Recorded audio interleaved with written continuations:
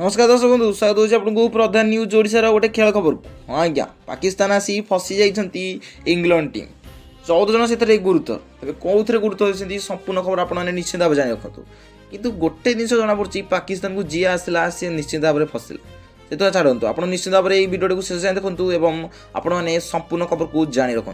सूचना अनुसार पाकिस्तान आसी फसीगला इंग्लैंड टीम। हाँ आज्ञा अज्ञात भाइरस कबल में आसी जाइए टीम अधिनायक स्टोक्स समेत 14 जन गुरुतर डिसेम्बर 1 रु पाकिस्तान और इंग्लैंड मध्य टेस्ट सीरीज खेल जाता।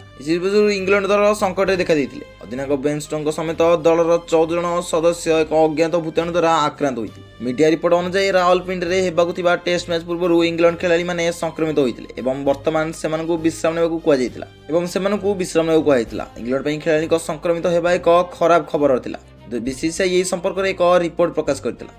बीसीसीआई अनुसार संक्रमित 14 जन मध्य अर्धेक स्टाफ मेंबर अटंती जो अधा लोक खेलाड़ी अटंती। टेस्ट सीरीज इंग्लैंड दल पाकिस्तान में पहुंची किंतु वर्तमान संक्रमण में पीड़ित होगा कारण संकट आसी समस्त खेलाड़ी और सदस्य को होटेल में विश्राम को परामर्श देते। खबर अनुसार कैप्टेन बेन स्टोक्स भाइरस द्वारा संक्रमित होती। आज तक प्रकाशित खबर अनुसार इंग्लैंड क्रिकेट दलर अवस्था खराब। दल अवस्था एत खराब होती टेस्ट मैच में गोटे दिन पूर्व केवल 5 जन खेलाड़ी अभ्यास समय पहुंची पार्टी। असदा हेतु खेलाड़ी मैंने अभ्यास आसीपार नथिले। इंग्लैंड खेलाड़ी क्यों भाइरस कबल अच्छा बर्तमान पर्यंत निश्चित होने यह भाइरस कोरोना ना अन्य किसी सन्धान जारी रही। बर्तमान इंग्लैंड टीम अत्यंत दुखर विषय एभली हठात पाकिस्तान में पहुंचा पर लक्षण मान देखा पछरे कारण कौन हो पारे। सोशल मीडिया रे बर्तमान यही खबर को नहीं नाना प्रकार कथा सुनवाक मिलूँ।